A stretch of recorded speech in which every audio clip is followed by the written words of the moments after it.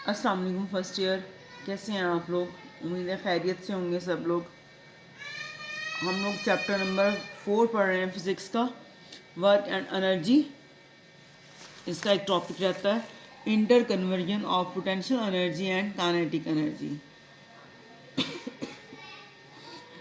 एक बॉडी है जिसका मास m है, उसको हमने सरफेस ऑफ अर्थ से पोजीशन ए पे रखा हुआ है। यानी इसका अर्थ से पोजीशन ए तक का जो डिस्टेंस है उसको हम h से रिप्रेजेंट करेंगे। बॉडी है जिसका मास m है, पोजीशन ए पर है, एट रेस्ट है, above the surface of earth है। अब इस पोजीशन ए पर जो है इसकी पोटेंशियल एनर्जी क्या होगी, mgh, और काइनेटिक एनर्जी क्या है, ज़ीरो, क्योंकि ये रेस्ट पोजीशन में है तो काइनेटिक एनर्जी इसकी ज़ीरो है। अब जो है यहाँ से बॉडी को रिलीज़ करेंगे और ये फॉल करेगी, तो हम एग्जामिन करेंगे कि किस तरह से इसकी एनर्जी का पोटेंशियल एनर्जी काइनेटिक एनर्जी में कन्वर्ट होती है, किस तरह ये दोनों एनर्जीज एक दूसरे में इंटरचेंज होती हैं। अब जब बॉडी को हमने यहाँ से रिलीज़ किया, बॉडी फॉल हो रही है, तो ये पॉइंट बी है। इस पॉइंट बी के ऊपर हम इसकी पोटेंशियल एनर्जी देखेंगे और काइनेटिक एनर्जी देखेंगे। अब यहाँ से जो है बॉडी बी पॉइंट तक जो है हम जहाँ पे इसकी पोटेंशियल एनर्जी और काइनेटिक एनर्जी फाइंड आउट कर रहे हैं, तो इस ए पोजीशन से बी पोजीशन तक का जो डिस्टेंस है उसको हम एक्स से रिप्रेजेंट करेंगे, और यहाँ पे हम एयर फ्रिक्शन को इग्नोर कर देंगे, यानी कि इक्वल टू ज़ीरो ले लेंगे। यहाँ पे पोटेंशियल एनर्जी होगी, potential energy is equal to M ji H minus X, और kinetic energy is equal to M ji X. अब यहाँ पे पोटेंशियल एनर्जी है एम जी इंटू एच माइनस एक्स, और काइनेटिक एनर्जी है 1/2 एम वी स्केयर होती है, तो यहाँ पे वी बी स्केयर, क्योंकि यहाँ पे वेलोसिटी है इस बॉडी की एट बी पॉइंट के ऊपर, उसको हम कैलकुलेट करेंगे इस रिलेशन से। थर्ड इक्वेशन ऑफ मोशन इस्तेमाल करेंगे इसके लिए। V F square is equal to we I square plus 2as।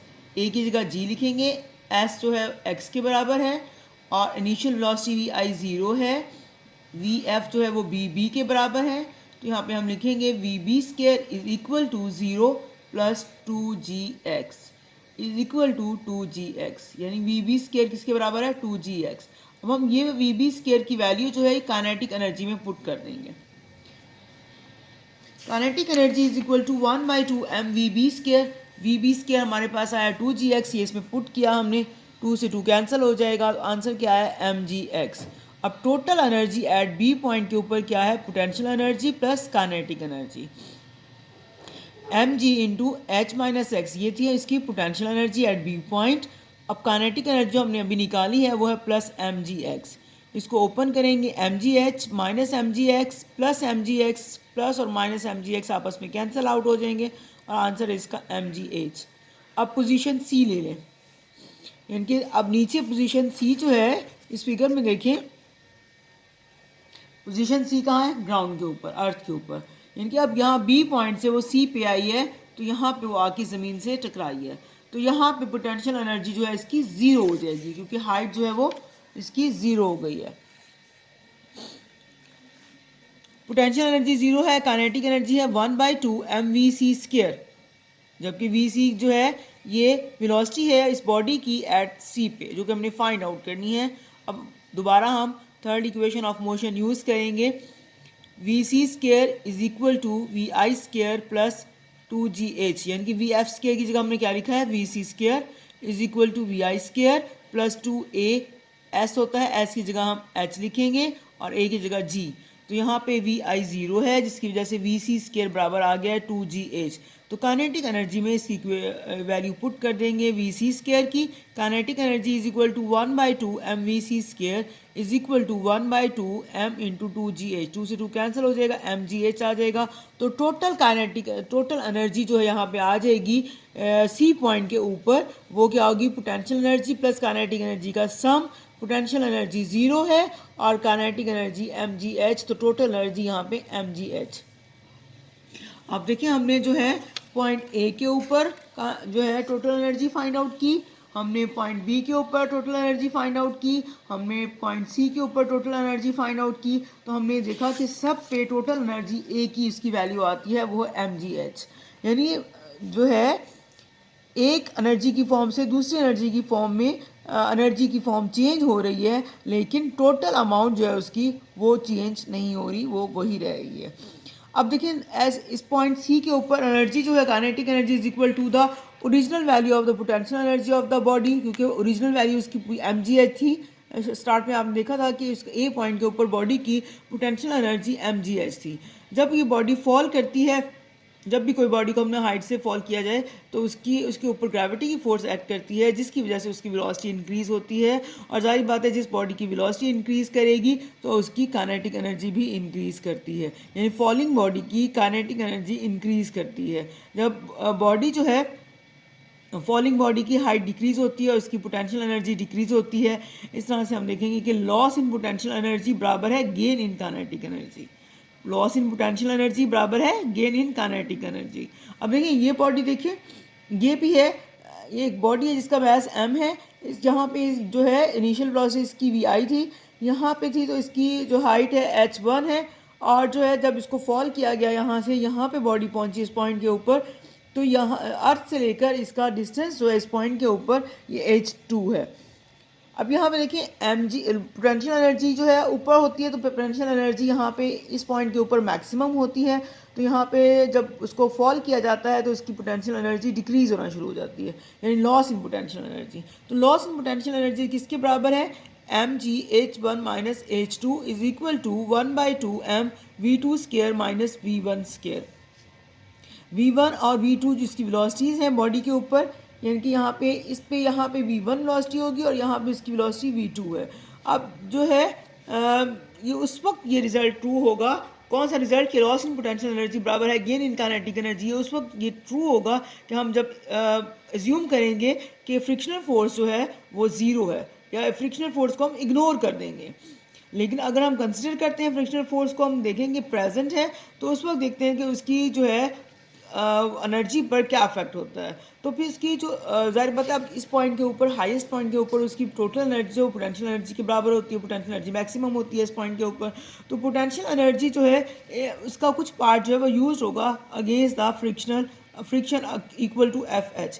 अब रिमेनिंग पोटेंशियल एनर्जी जो है वो होगी बराबर इसके जो है mgh जो है वो कन्वर्ट बाकी की कुछ, यानी टोटल जो उसकी पोटेंशियल एनर्जी है उसमें से कुछ पार्ट उसका फ्रिक्शन के अगेंस्ट काम करने में इस्तेमाल हुआ है और बाकी का जो पार्ट है वो काइनेटिक एनर्जी में कन्वर्ट हुआ है।